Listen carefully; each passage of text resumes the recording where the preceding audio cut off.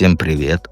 Сегодня у нас расклад для тех, кому любви не хватает и кто ее вовне ищет. Вовне это ни в коем случае не к овнам относится. Итак, расклад интересный, надеюсь. Вчера вышло 3 закрытых, очень интересных расклада про... Так, первый у нас был про созависимые отношения, про то, что себя накручиваете, постоянная тревожность. И какой же еще-то? И я забыл, какой еще. Реально забыл. Ну ладно. 3 вчера интересных расклада вышло. Приходите, это доступно как и спонсорам на Ютубе, так и спонсорам на Бусти на уровне «Эзотерическая библиотека». Итак, ссылки в описании к видео и в закрепленном комментарии. Давайте начнем наш расклад.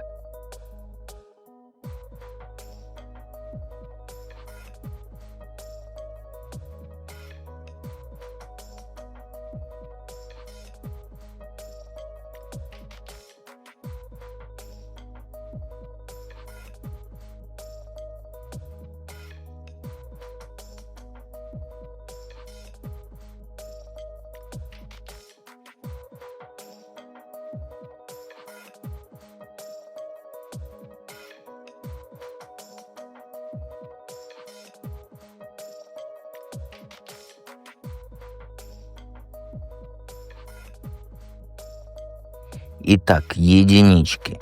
Как всегда, передо мной бумажка с вопросами. Первый вопрос: что ты недополучила в детстве?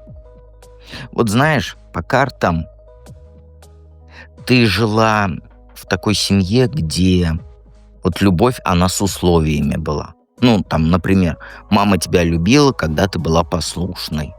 Папа там внимание обращал, когда ты приносила там 5. То есть ты с малых лет поняла, что чтобы получить любовь, нужно что-то делать взамен. Просто так тебя не любили. Ну, это ты так, я имею в виду, думала. А еще в твоей семье кто-то был зависимым. Папа пил, а мама его все время спасала. Ты вот видела, как она страдает, но от него уйти не может. Она тебе говорила, что вот его любит, несмотря ни на что, и ты усвоила. Настоящая любовь — это когда терпишь боль ради другого человека. То есть тебя научили, что любовь — это жертва. Что нужно отдать все свои силы, чтобы заслужить внимание. Что если там тебя не любят, значит, ты недостаточно стараешься.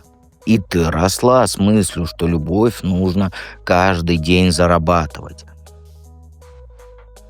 И самое плохое, ты привыкла к токсичной любви. Когда тебя игнорируют, потом дают внимание, да, потом снова отталкивают. Вот эти качели — это твоя любовь. Это для тебя стало нормой. Спокойная, ровная любовь тебе кажется уже скучной. Тебе нужна драма, чтобы вот почувствовать себя живой. Поэтому ты выбираешь мужиков, которые не могут тебе стабильность дать. Как ты сама себе запрещаешь быть любимой? Но знаешь, ты топишь свои чувства настоящие. Когда вот к тебе приходит хороший мужик, который вот готов тебя любить просто так, то ты начинаешь паниковать. Тебе становится страшно от такой простой и вообще честной любви. И ты думаешь, что-то тут не так, слишком все легко получается. Ты не даешь себе права на новую любовь. Ты постоянно вспоминаешь прошлые отношения, сравниваешь всех новых с бывшими. Когда мужик тебе говорит там комплимент, то ты думаешь, он просто меня хочет затащить в постель. Когда он заботится о тебе, ты подвох ищешь. Наверняка что-то нужно ему. То есть ты сама себе создаешь препятствия. Если мужик каждый день звонит, то ты думаешь, что он слишком навязчивый. Если не звонит 3 дня, думаешь, он меня не любит. Ты всегда находишь причину, почему вот эти отношения тебе не подходят. Потому что ты боишься поверить в счастье. А еще ты затапливаешь свои вот эти потребности. То есть мужикам не говоришь, чего хочешь, не говоришь, что тебе нравится, не говоришь, что тебя расстраивает. Ты молчишь и терпишь, а вот потом взрываешься. Думаешь, что если будешь слишком требовательной, то тебя там бросят. Но на самом деле ты сама разрушаешь отношения своим молчанием. Мужики не телепаты, им нужно объяснять, чего тебе нужно. Мне, кстати, написали позавчера или вчера зачем ты мужиков называешь мужиками? Ну, могу. Если у вас мужчина не мужик, то о чем разговаривать? Мужики есть мужики, вот и я как не знаю, как... Ну ладно. Где ты ищешь подтверждение своей ценности? В мире фантазий. Ты постоянно придумываешь себе какие-то идеальные отношения, которых просто не может существовать.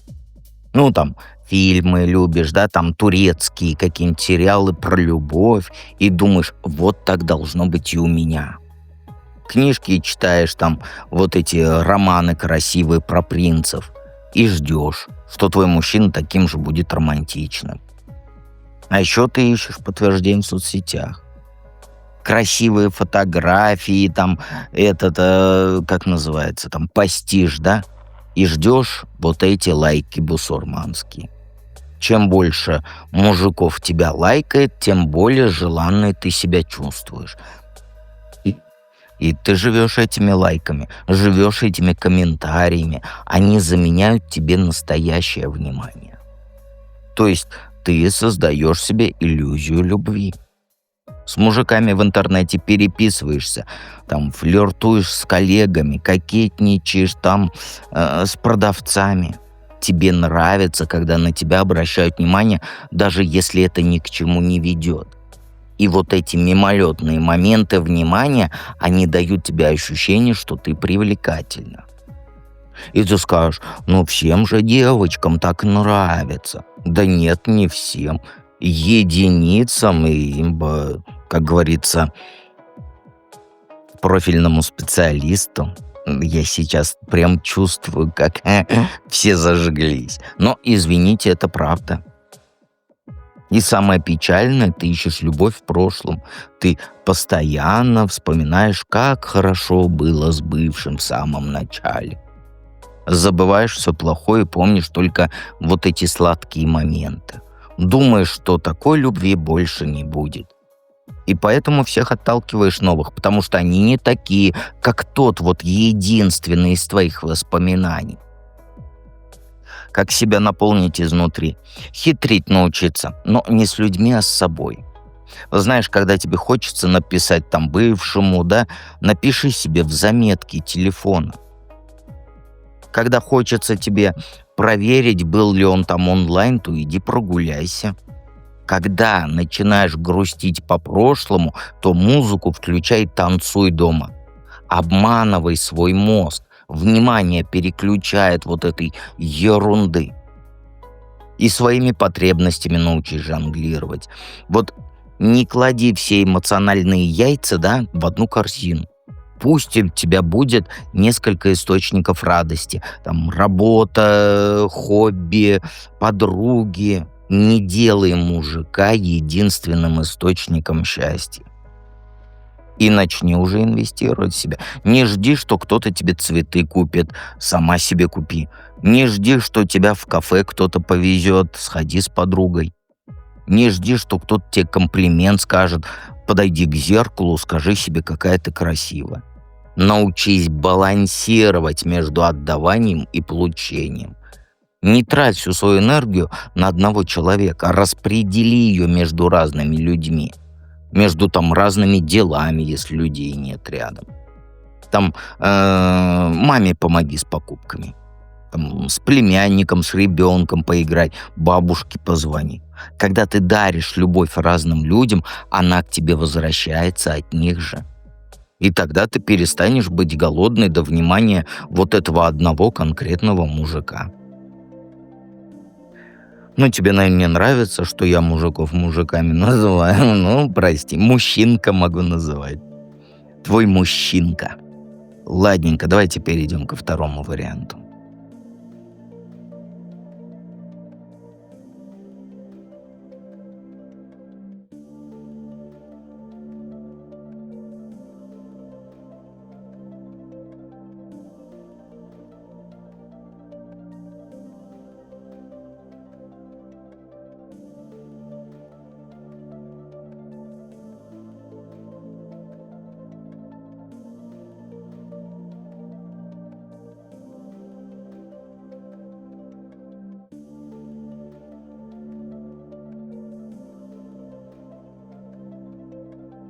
Двоечки. Как всегда, передо мной бумажка с вопросами, а вам напомню, что вчера вышло 3 супер интересных закрытых расклада и максимально полезных, как для свободных, так и для тех, у кого есть мужчина, есть любовь, муж и так далее. Итак, что недополучил ты в детстве? Ну, знаешь, по картам у тебя мама была, которая вот все делала вроде правильно, но любовь не давала. То есть, объясню по-другому. Она тебя кормила, одевала, в школу водила, а вот обнять лишний раз не могла. То есть она была правильной матерью по всем стандартам, но холодная как айсберг. И ты помнишь, как ты к ней там прижаться хотел, а она отстранялась, говорила там: «Платье не мне». Или «Давай потом, сейчас некогда». То есть твоя мама, она считала, что любовь детей портит. Что если там слишком много ласки давать, да, то ребенок избалуется. Поэтому держала дистанцию. А ты росла голодной до вот этого тепла, до вот этой близости. Ты просто не понимала, почему мама такая отстраненная, и думала, что это ты плохая. И еще у вас дома не было вот этой близости настоящей между людьми. Все вот знаешь, как формально общались. Вежливо, но без души. То есть там папа с мамой разговаривали только о делах, да, там что купить, куда поехать, куда там деньги потратить, где деньги и так далее. Никто никому не рассказывал о своих чувствах, никто никому о своих мечтах не рассказывал, переживаниях тоже не делились. То есть ты выросла без понимания, что такая эмоциональная близость. Тебе никто не показывал, как люди могут быть рядом душой, а не только телом. Поэтому в итоге ты не умеешь создавать сейчас близость с мужчинами, со своими. Ты ждешь, что они сами догадаются, чего тебе нужно. А когда они не догадываются, ты обижаешься и закрываешься. Все просто. Как сама себе запрещаешь быть любимой. Ледяной этой, как ее, снежной королевой ты стала. Когда мужик пытается к тебе приблизиться, ты сразу включаешь защиту. Начинаешь вот каждое его слово анализировать, подвох искать, мотивы проверять. Вместо того, чтобы просто радоваться вниманию, ты устраиваешь, как говорится, допрос с пристрастием. Играешь в агента 007. И еще по картам, ты знаешь, ты от мужиков невозможного требуешь. Ты хочешь, чтобы они были идеальными во всем. Красивые, богатые, умные, заботливые, страстные и так далее и тому подобное. И создала себе список требований длиной там в километр 10. И когда вот мужчина, он не соответствует хотя бы одному пункту, то ты его отметаешь. Понимаешь? Ты вокруг себя крепость построила. Живешь в своем доме, как в замке, никого близко не подпускаешь, у тебя все под контролем. Там работа под контролем, деньги под контролем, планы на будущее под контролем. Ты самодостаточная и независимая. Но эта независимость, она тюрьмой стала. Ты так боишься кому-то довериться, что просто остаешься одна. И самое поганое, ты празднуешь свое одиночество. Подругам говоришь там: как классно одной жить, как свободно. Хочу пукаю, хочу смеюсь, никто не мешает. И себя же убеждаешь, что ты не нуждаешься в мужиках, но по ночам у тебя от одиночества грустинка. И мечтаешь о том, чтобы вот рядом кто-то был, кто обнимет, кто скажет, что вот все хорошо будет. Где ты ищешь подтверждение своей ценности? Ну, знаешь, ты ищешь любовь у неопытных мальчишек. Тебя привлекают молодые парни, которые еще ничего в жизни не добились, но очень стараются тебе понравиться. Они на тебя как на богиню смотрят, восхищаются твоей вот этой успешностью, советов просят, возможно. И тебе это нравится, быть учительницей по жизни. А потом ты влюбляешься в сильных мужиков-лидеров. Тех, кто уже всего добился, кто себе цену знает, кто привык командовать. Тебя заводит их уверенность и их вот способность решать проблемы, харизма еще. И ты думаешь, вот он настоящий мужчина, который меня защитит и возьмет ответственность за меня. Но тут начинается проблема. С мальчишками тебе скучно, потому что для них ты недостижимая мечта, а не равный партнер. А сильные мужики не дают тебе вот этой нежности и внимания, которую ты хочешь. Они привыкли, что женщины там сами к ним бегут и не собираются за тобой ухаживать поэтому. И в итоге что? Ты мечешься между вот этими двумя крайностями. То встречаешься с молодым, который тебя боготворит, но стабильности не может дать, то пытаешься завоевать внимание успешного, который тебя просто использует, но не ценит. И в итоге ты не получаешь того, что тебе реально нужно. Равных отношений с мужчиной, который будет и сильным, и нежным одновременно.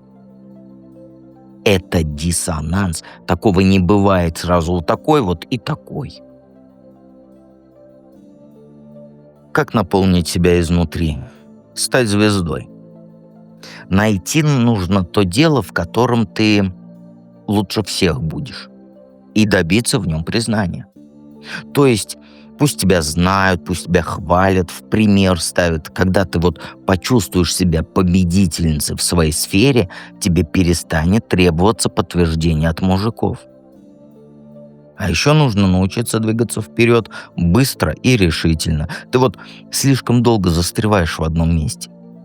Пережевываешь вот эти старые обиды, живешь в прошлом. Пора жизнь в свои руки взять и мчаться к своим целям.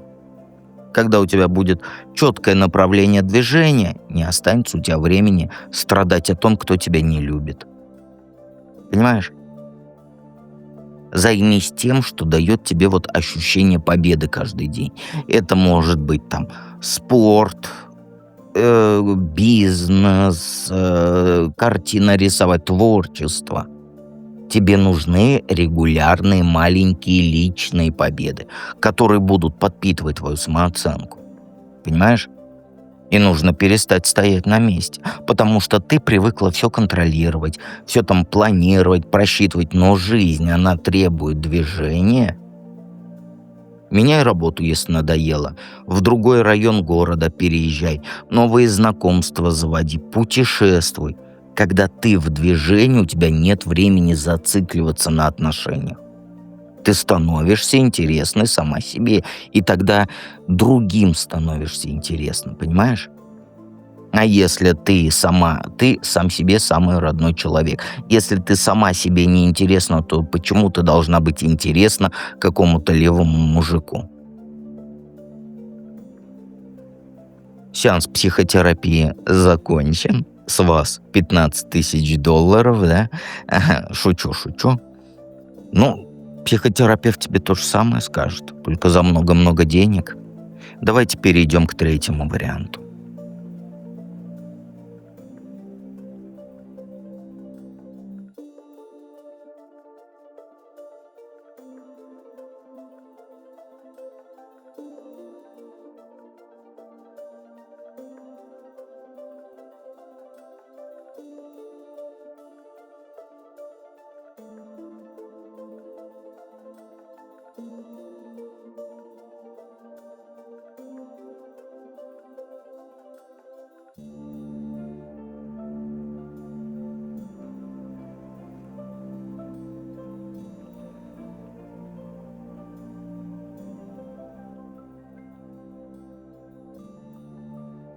троечки.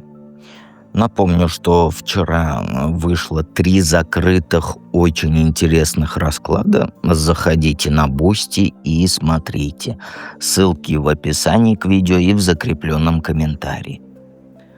Итак, начнем с сеанс психотерапии. Что в детстве недополучил? Ну, тут папа тиран, вот как это все сказать? То есть у тебя был отец, который управлял всей семьей вот этой железной рукой. Папа тиран был. Мама вот без его разрешения даже в магазин сходить не могла. А ты видела, как она перед ним трясется, как боится что-то не так сделать. А он на всех орал. Ужин остыл — орал. Рубашка не так поглажена — орал. Еще у вас дома денег постоянно не хватало. То папе зарплату задержали, то маме там деньги урезали. Ты помнишь, как вот мама копейки до зарплаты считала, как вы экономили на всем? Сегодня есть деньги на мороженое, а завтра нет. И вот эта нестабильность, она научила тебя жить в постоянном напряжении. То есть ты росла в атмосфере вот этого страха и нищеты. И лишний раз боялась денег попросить там на пирожок в школе. Потому что знала, дома скандал. Старую одежду донашила, пока совсем там она не разваливалась. А папа при этом мог потратить последние деньги на свои нужды и еще орать, что все его не ценят. Поэтому вот ты сейчас выбираешь мужчин по 2 крайностям. То ищешь очень богатых, чтобы никогда в деньгах не нуждаться, то встречаешься с контролерами, которые также командуют тобой, как папа командовал мамой. Ты привыкла к этой динамике власти и зависимости, и она тебе кажется, это все нормально. Как ты сама себе запрещаешь быть любимой? Ну, знаешь, ты в правильную девочку превратилась. Живешь по всем вот этим традициям, которые тебе в детстве навязали. Думаешь, что женщина должна быть скромной, тихой, послушной и, чуть матом не сказал, и не говорить ничего. Что тебе нельзя первой проявлять инициативу в отношениях. Нельзя говорить мужчине о своих потребностях прямо. Нужно как-то издалека. А еще ты стала монашкой. Ну, не в прямом смысле, а вот закрылась от мира в своей квартире и живешь как отшельница. После работы домой, по выходным дома. На мероприятия не ходишь, на кафе не ходишь, с новыми людьми не знакомишься. Сидишь одна и жалуешься, что нет мужиков в твоей жизни. В итоге ты следуешь всем вот этим глупым правилам. Мужику первое не звонишь, потому что так не принято. Не приглашаешь там на свидание, потому что это типа мужская роль. И ждешь, что принц сам тебя найдет в твоей башне. Но принцы, они давно перестали искать затворниц, представляешь? И самое плохое, ты стала экспертом уже по одиночеству. Ты курсы можешь по одиночеству уже вести. Изучила все книжки про саморазвитие, знаешь наизусть, как над собой работать. Думаешь, что сначала нужно стать идеальной, а потом уже отношения искать. Знаешь, в чем проблема? Совершенства не существует. И ты будешь работать над собой вечно, так и не позволив себе быть любимой. Вот просто такой, какая ты есть. Ты где ты ищешь подтверждение-то своей ценности? А ты что-то начинаешь постоянно. У тебя новая работа, новое хобби, новые курсы. Каждый месяц у тебя новые идеи появляются, как свою жизнь изменить. Ты думаешь, что вот сейчас я освою новую профессию, да? И тогда стану интересной мужикам. Но проблема знаешь в чем? Ничего ты до конца не доводишь. Ты не умеешь. У тебя начало, через день закончила. Потому что что? Попа не сидит в одном месте. А еще ты живешь воспоминаниями о детстве. Ты постоянно рассказываешь, какой классный ты была в школе, как тебя любили, как ты была там в классе то-то, то-то, а в школе вот то-то, то-то. Тебе хочется вернуться в то время, когда ты была маленькой принцессой, которую все обожали. Ты ищешь подтверждение в прошлом, потому что настоящее, оно тебя пугает. Вот там в детстве все было просто. Ты была милой девочкой, и этого хватало, чтобы там вот получить вот эту любовь. Там от одноклассников, например, да? И в школе ты руку поднимала, и помнишь, как тебе учительница хвалила. Но сейчас-то нужно быть взрослой женщиной со своими желаниями и потребностями. И это сложно для тебя. И самое печальное, ты застряла в этой роли ребенка. Хочешь, чтобы мужик заботился о тебе, как папа заботится о дочке, потому что в детстве ты этого недополучила. Чтобы мужик новый решал твои проблемы, давал деньги на карманные расходы, говорил, что делать.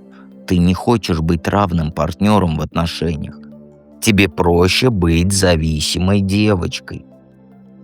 Но мужчины ищут женщин, а не детей. Понимаешь? Как наполнить себя изнутри? Знаешь, вот нужно стать как ребенок, но вот не капризный и зависимый, а открытый и радостный. Понимаешь, раз ты в детстве хочешь быть. Вот вспомни, как ты в детстве могла подойти к любому человеку и разговор завести. Как ты не боялась свои чувства показывать. Вот эту детскую непосредственность тебе нужно вернуть. Не воспоминания, не вот это вот и я маленькая девочка, маленькая принцесса, носи меня на ручках. И нужно быть активной в своей жизни. Перестань ждать, что кто-то придет и все за тебя решит. Никто не придет, никто не решит. Начинай сама с мужиками знакомиться. Приглашай на свидание. О своих чувствах говори первым. Веди себя вот как молодой человек, который вот не боится идти к цели. Понимаешь? Научись быть эмоциональной. Ты же у нас как? Ты привыкла все в себе держать. Ты привыкла контролировать каждое свое слово, каждый свой жест, каждую улыбочку даже контролируешь. А мужикам нужны живые женщины, которые умеют и смеяться, и плакать, и злиться, и там, и радоваться, и прочее, и прочее. Покажи мужчинам, что ты настоящая, а не куколка. И, конечно, объедини вот в себе вот эту детскую открытость и энергию детскую.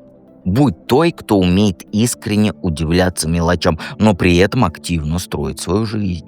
Кто может по-детски там обрадоваться подарку, да, сюрпризику какому-нибудь, но и сама зарабатывает деньги на свои желания. И вот такое вот сочетание наивности и силы, это очень привлекает мужиков. Они видят в тебе и девочку, как ты хочешь, да, которую хочется защищать, на ручки взять, и женщину, с которой интересно строить будущее. И видеть в ней равноправного партнера, понимаешь? Подписывайся на канал, жмякай на колокольчик и приходи в проживание арканов. Там ты и мужика найдешь, и все эти три затыки проработаешь, хотел сказать, триггеры. Все. И помни, что дед всегда рядом.